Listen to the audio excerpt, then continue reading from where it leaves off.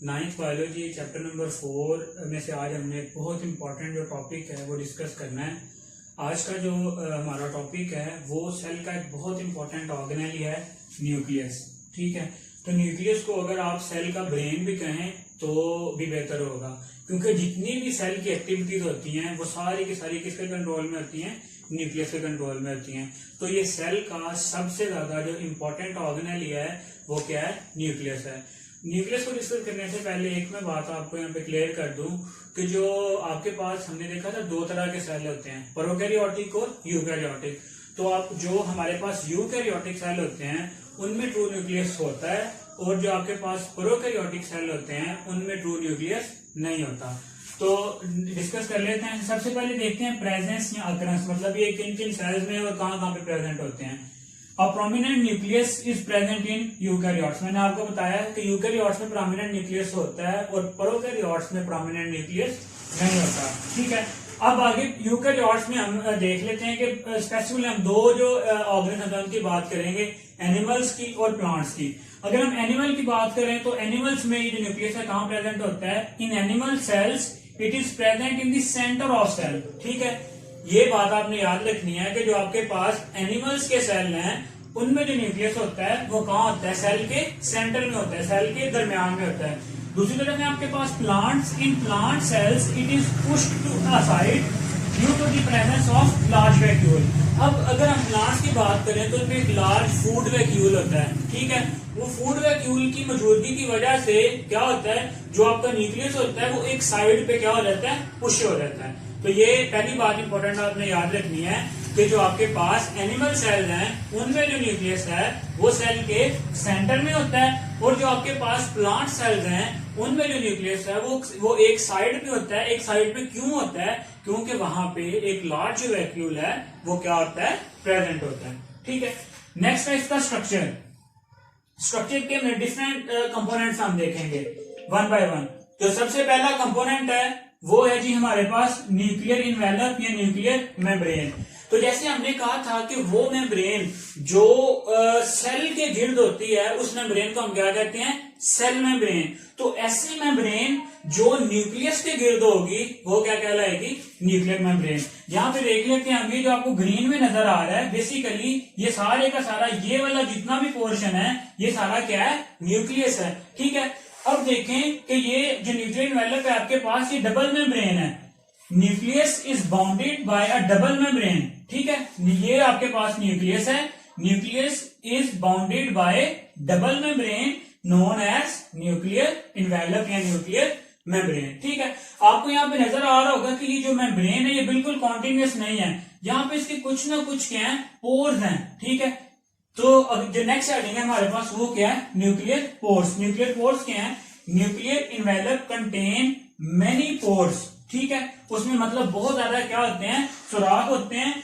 क्यों होते हैं? That enable it to act as a semi permeable membrane, ताकि ये जो पोर्स हैं इनके जरिए न्यूक्लियस से चीजें बाहर भी जा सकें और साइटोप्लाज्म से जो डिफरेंट कंपोनेंट्स हैं, जो डिफरेंट आपके पास मटेरियल है वो न्यूक्लियस के अंदर भी मूव कर सकें। सेमी परमिएबल का मतलब होता है कि ऐसी मेम्ब्रेन जो स्पेसिफिक मटेरियल्स को सेल में आने दे और स्पेसिफिक मटेरियल्स को क्या कर ले? ब्लॉक कर ले। मींस कुछ मटेरियल्स को सेल में आने दे और कुछ को क्या कर ले? रोक ले। ठीक है, तो न्यूक्लियर पोर्स का क्या काम हो गया? बेसिकली ये क्या करते हैं? इस मेम्ब्रेन को सेमी परमिएबल के तौर पे एक्ट करने के लिए ये क्या करते हैं? अपना रोल प्ले करते हैं। ठीक है, तीसरा जो कंपोनेंट है हमारे पास इसका वो क्या? न्यूक्लियोप्लाज्म। बिल्कुल साइटोप्लाज्म की तरह जो सेल का फ्लूइड था वो क्या कहलाया था हमारे पास? साइटोप्लाज्म। और जो यहाँ पे जितना भी फ्लूइड होगा, ग्रैन्युलर फ्लूइड होगा इनसाइड द न्यूक्लियर इन्वेलप, वो आपके पास क्या कहलाएगा? न्यूक्लियोप्लाज्म। ठीक है, तो यहाँ पे आपका जितना भी फ्लूइड मटेरियल होगा, ग्रैन्युलर मटेरियल होगा, वो क्या कहलाएगा? न्यूक्लियोप्लाज्म। ठीक हो गया। क्या nucleoplasm? Inside nuclear envelope a granular fluid is present which is called as nucleoplasm. अब ये न्यूक्लियोप्लाज्म में क्या क्या आप देखें, it contain 1 or 2 nucleoli. It contain 1 or 2 depending on the type of cell किसी भी सेल में एक या दो क्या हो सकते हैं, न्यूक्लियस के अंदर न्यूक्लियोलाई हो सकते हैं एंड क्रोमोसोम। तो इसका फंक्शन क्या है, बेसिकली रिटेन करता है किसको, ये आपको डार्क कलर का नजर आ रहा है न्यूक्लियस, और ये आपको थ्रेड लाइक स्ट्रक्चर नजर आ रहे हैं, ये क्या है, क्रोमोसोम या क्रोमाटिन। ठीक है, तो न्यूक्लियोप्लाज्म का क्या काम हो गया, न्यूक्लियोप्लाज्म है क्या, न्यूक्लियस के अंदर का जितना भी फ्लूइड है, ग्रेनुलर फ्लूइड है, वो क्या आपके पास न्यूक्लियोप्लाज्म है। क्या क्या उसमें प्रेजेंट है, उसमें एक या दो न्यूक्लियाई प्रेजेंट हो सकते हैं depending on the type of cell and it contain the chromosomes also. ठीक है, जो आपके पास नेक्स्ट कंपोनेंट है इसका, वो है न्यूक्लियोलस। ये जो आपको डार्क कलर का एक स्ट्रक्चर नजर आ रहा है, ये क्या है, न्यूक्लियोलस। अब ये है क्या, it is a dark spot and a site where ribosomal RNA are form. मतलब कि जहां पे क्या सिंथेसिस होती है, राइबोसोमल आरएनए क्या होता है, सिंथेसाइज होता है और फिर वो असेंबल होता है इन the form of ribosomes. Ribosomal RNA के साथ डिफरेंट प्रोटीन्स मिलती हैं और वहां पे क्या बनता है आपके पास, राइबोसोम्स। तो अगर न्यूक्लियस आपके पास राइबोसोम्स बनाने की क्या है, फैक्ट्री है बेसिकली, और उसमें भी अगर हम स्पेसिफिकली बात करें राइबोसोम्स कहां बनते हैं, तो बनते हैं आपके न्यूक्लियोलस में। न्यूक्लियस है क्या, एक डार्क स्पॉट है जहां पे क्या होता है, राइबोसोमल आरएनए प्रेजेंट होता है या बनता है, और फिर वो किस फॉर्म में असेंबल होता है, राइबोसोम्स की फॉर्म में असेंबल होता है। पेपर पॉइंट ऑफ व्यू से ये अलग से आपसे बहुत इंपॉर्टेंट शॉर्ट क्वेश्चन पूछा जा सकता है, what do you know about nucleolus. इसी तरह से न्यूक्लियर एनवेलप के बारे में आपसे पूछा जा सकता है, न्यूक्लियर पोर्स के बारे में पूछा जा सकता है, और न्यूक्लियोप्लाज्म के बारे में भी शॉर्ट क्वेश्चन के तौर पे पूछा जा सकता है। अगर ये टॉपिक आपको डिटेल में आए तो इस चैप्टर के मोस्ट इंपॉर्टेंट लॉन्ग क्वेश्चन में से एक इंपॉर्टेंट ये लॉन्ग क्वेश्चन भी है कि right a detail note on structure and function of nucleus. ठीक है, इसके बाद आपके पास इसका पांचवा कंपोनेंट है, वो है क्रोमोसोम है। ठीक है, जो क्रोमोसोम अब हमारे पास क्या है, क्रोमोसोम ऐसे स्ट्रक्चर्स हैं जिनमें जो आपका जेनेटिक मटेरियल, जिसे हम क्या कहते हैं, डीएनए, और डिफरेंट प्रोटीन्स मिलके क्या बना देते हैं आपके पास, क्रोमोसोम्स बना देते हैं। जितना भी हमारा जो जेनेटिक मटेरियल डीएनए है, वो रैंडमली ऐसे ही नहीं पड़ा होता सेल में, न्यूक्लियस में। ठीक है, वो किस फॉर्म में होता है, वो उस डीएनए के साथ डिफरेंट जो आपके पास स्टोन प्रोटीन्स मिलती हैं और स्पेसिफिक स्ट्रक्चर्स बनाती हैं, जिन्हें हम क्या कहते हैं, क्रोमोसोम। और हर इंडिविजुअल में, हर स्पीशी में एक स्पेसिफिक नंबर ऑफ क्या होता है, क्रोमोसोम होता है। देख लेते हैं, chromosomes are visible during the cell division. अब यहाँ पे ये बात आपने समझनी है कि जो क्रोमोसोम्स हैं वो तब हमें नजर आते हैं जब सेल क्या कर रहा हो, डिवाइड कर रहा हो। नेक्स्ट चैप्टर में इंशाल्लाह आप पढ़ेंगे सेल साइकिल डिटेल में, तो वहां पे आपको ये चीजें ज्यादा क्लियर हो जाएंगी। अभी सिर्फ आप ये बात याद रखें कि जो क्रोमोसोम्स हैं वो कब विजिबल होती हैं, ड्यूरिंग दी सेल डिवीजन। मतलब जब सेल डिवाइड कर रहा होगा तो क्या होता है, उसका क्रोमेटिन मटेरियल होता है वो कंडेंस होता जाता है। जब वो कंडेंस होता जाता है, कंडेंस हो के वो क्या बना देता है, आपके पास थिक स्ट्रक्चर्स बनाता है, जिन्हें हम क्या कह देते हैं, क्रोमोसोम्स। ठीक है, तो क्रोमाटिन क्या है वो भी देख लेते हैं। During interface, non dividing phase, आपसे पूछा जा सकता है कि जो आपका जेनेटिक मटेरियल होता है वो डिवाइडिंग फेज में किस तरह से होता है और नॉन डिवाइडिंग फेज में किस तरह से होता है। जब डिवाइडिंग फेज होता है तो हमें क्रोमोसोम्स नजर आते हैं, जब नॉन डिवाइडिंग फेज होता है तो हमें क्या, क्रोमाटिन नजर आता है। ड्यूरिंग इंटरफेस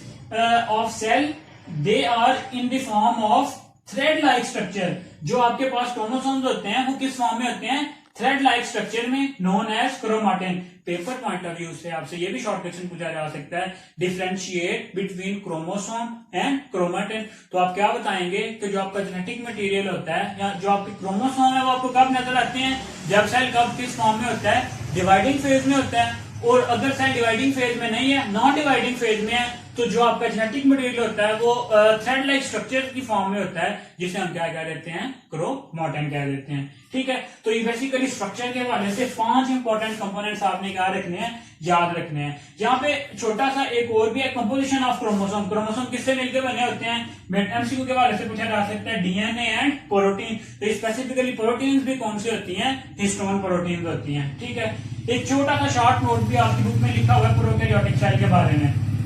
मैंने शुरू में आपको बताया था कि जो यूकैरियोट्स हैं उनमें ट्रू न्यूक्लियस होता है और जो प्रोकैरियोट्स हैं उनमें ट्रू न्यूक्लियस नहीं होता।